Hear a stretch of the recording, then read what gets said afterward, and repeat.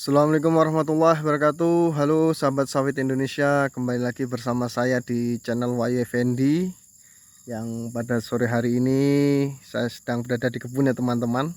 Ini kita baru sampai atau baru pulang kantor ini teman-teman, langsung menyempatkan ke kebun ini melihat saja. Ini di sini hujan nih teman-teman, habis hujan. Nih kita masih berpakaian kantor dan kita langsung ke kebun. Ini belum sempat kita pulang karena sudah sore ini ya teman-teman, sudah pukul 17 WITA. Kita menyempatkan naik ke kebun melihat perkembangan kelapa sawit yang ada di kebun. Ini sudah mulai, alhamdulillah sudah mulai membesar di umur yang ke 27 bulan ini, mau ke 28 bulan ini. Langsung saja kita ke atas. Nah ini sudah alhamdulillah di umur yang 27 bulan ini sudah mulai ditumbuh atau berbuah ya teman-teman. Banyak sudah buah di tanaman kelapa sawit yang ada. Nanti kita akan coba kasihkan unsur KCL untuk memperbanyak buah, dan mudah-mudahan nanti juga jikalau sudah berbuah kita coba di areal sini yang notabene sudah di areal samping, sudah besar-besar ya teman-teman. Artinya pertumbuhannya pesat karena areal tumbuh di lahan tanah asal, jadi tidak ada tumpukan seperti ini atau timbunan-timbunan. Akan tetapi di areal-areal sini juga sudah mulai bagus juga ya teman-teman, khususnya di areal tanah asal yang di samping-samping itu juga alhamdulillah sudah cukup bagus. Nah di areal samping sini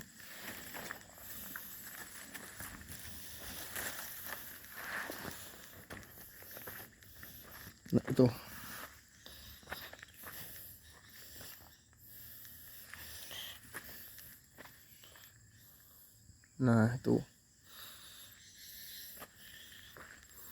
itu areal samping situ.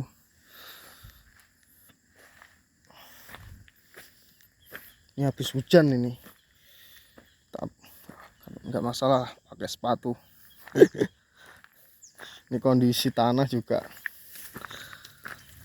tanah liat campur dengan batuan, dan di daerah areal sini belum bisa ditumbuhi gulma. Nih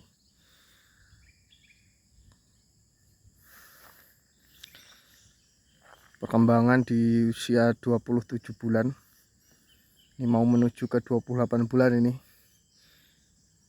Alhamdulillah sudah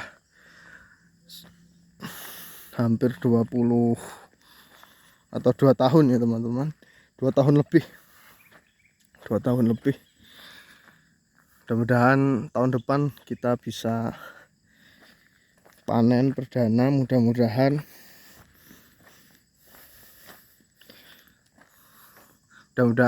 di tahun depan harga sawit juga masih di harga yang relatif stabil ya teman-teman, tidak turun. Karena kenapa? Karena per hari ini juga masih alhamdulillah di angka 3.000 di perusahaan kelapa sawit.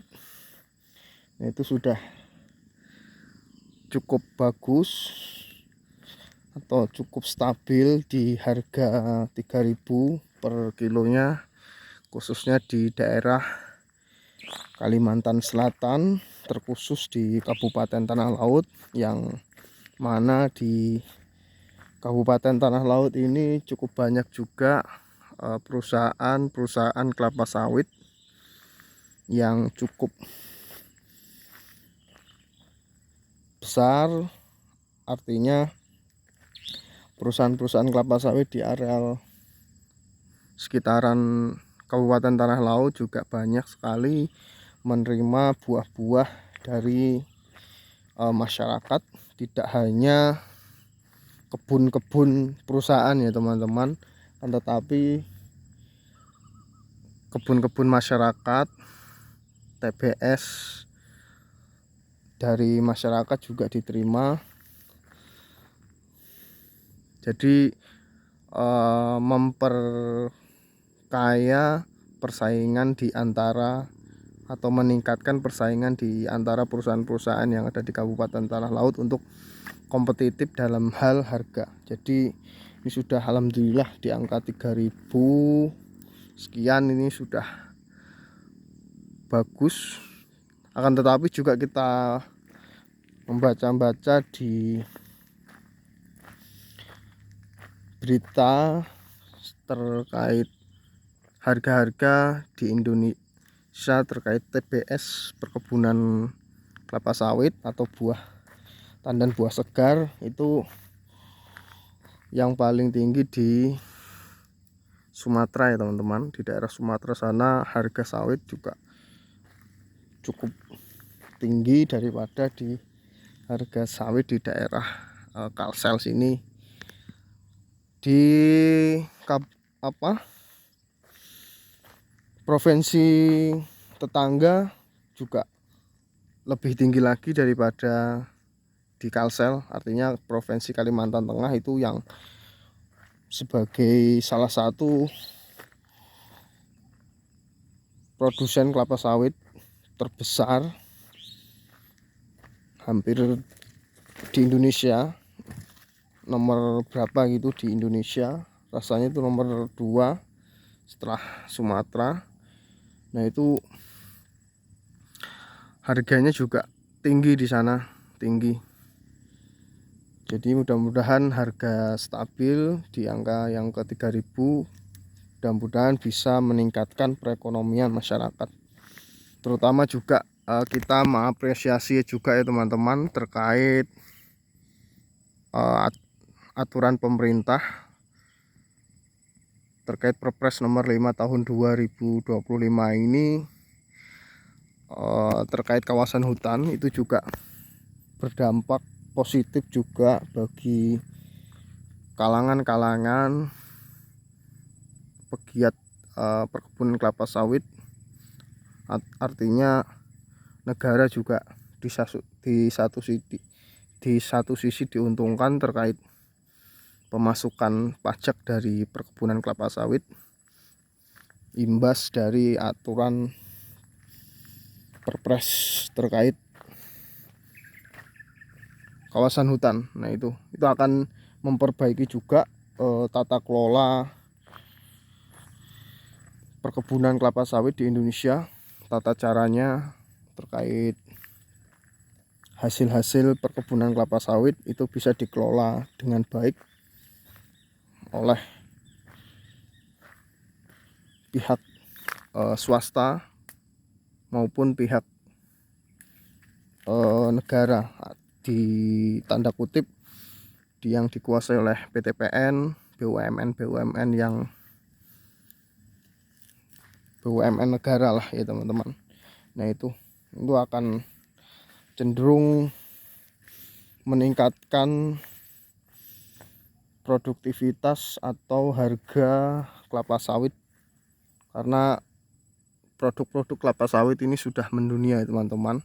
Kita sebagai salah satu produsen kelapa sawit terbesar di dunia,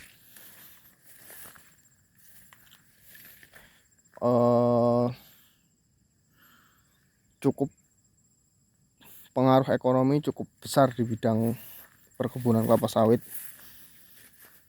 Diperkirakan data-data yang sudah banyak disajikan di artikel atau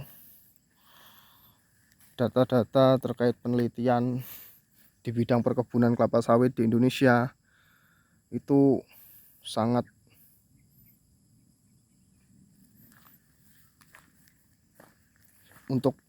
baik untuk perekonomian Indonesia, untuk kemajuan perekonomian Indonesia. Karena kenapa?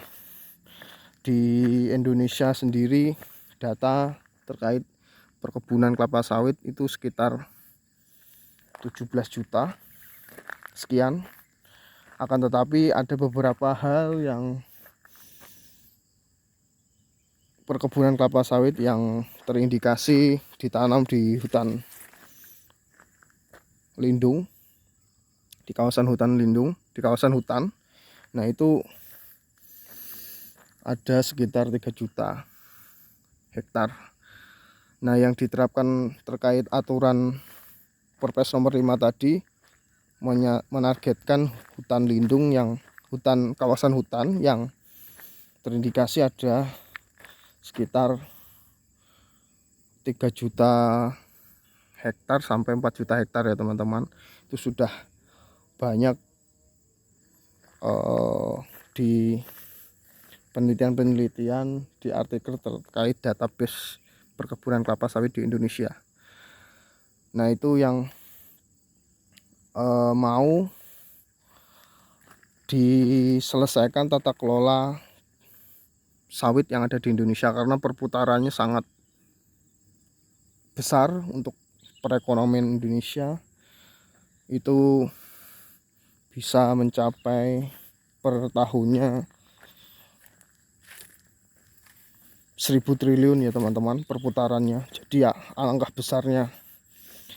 Akan tetapi banyak faktor-faktor juga yang tidak, artinya negara tidak menerima pemasukan dari hasil